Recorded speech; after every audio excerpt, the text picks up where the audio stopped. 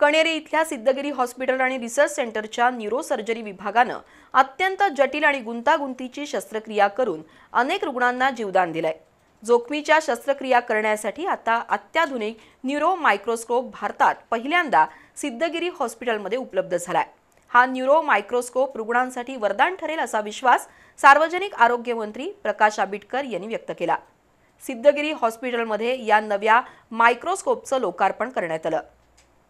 काड सिद्धेश्वर स्वामीजी यांच्या प्रयत्नातून कणेरी इथल्या सिद्धगिरी हॉस्पिटल आणि रिसर्च सेंटरमध्ये आधुनिक आणि प्रगत असा न्यूरो मायक्रोस्कोप उपलब्ध झालाय। त्याचं लोकार्पण सार्वजनिक आरोग्य मंत्री प्रकाश आंबेडकर यांच्या हस्ते करण्यात आलं। यावेळी सिद्धगिरी हॉस्पिटलचे वैद्यकीय संचालक डॉक्टर शिवशंकर मर्जक्के, डॉक्टर प्रकाश भरमगौडर, डॉक्टर वर्षा पाटील, विश्वस्त उदय सावंत प्रमुख उपस्थित होते। पूर्वी कणेरी मठावर देवदर्शनासाठी म्हणून लोक यायचे, पण आता देशभरातील लाखो लोकांची पावलं उत्तम आरोग्य सेवा घेण्यासाठी कणेरी मठाकडे येतात।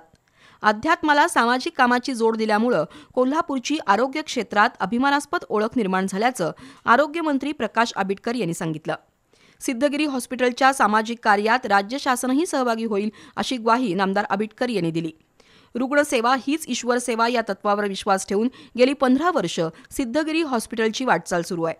जगातील सर्वात प्रगत सुविधा रुग्णांना उपलब्ध करून देणारं सिद्धगिरी हॉस्पिटल खऱ्या अर्थानं गोरगरिबांसाठी जीवनदायी आहे। यापुढेही जात, धर्म, पंथ, पैसा न पाहता रुग्णाला सर्वोत्तम उपचार मिळतील अशी ग्वाही डॉक्टर शिवशंकर मर्जक्के यांनी दिली। नव्या मायक्रोस्कोपनं कमी वेळात आणि अधिक अचूक शस्त्रक्रिया होतील।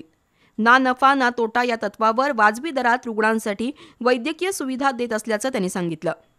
यावेळी कोरेगावचे आमदार महेश शिंदे, जिल्हा शल्यचिकित्सक डॉक्टर सुप्रिया देशमुख, गोकुळचे संचालक नंदकुमार ढेगे, विवेक पाटील, जालेंदर पाटील, शरद सावंत, राजन पाठारे, संतोष पाटील, बाळकृष्ण विचारे, डॉक्टर तनिष पाटील, डॉक्टर शीतल गवळी, डॉक्टर भाग्यश्री पालकर, विक्रम पाटील, विवेक सिद्ध, संजय पाटील, डॉक्टर संदीप पाटील, प्रताप कोंडेकर, माणिक पाटील चुएकर यांच्यासह सिद्धगिरीचे विश्वस्त आणि पदाधिकारी उपस्थित होते।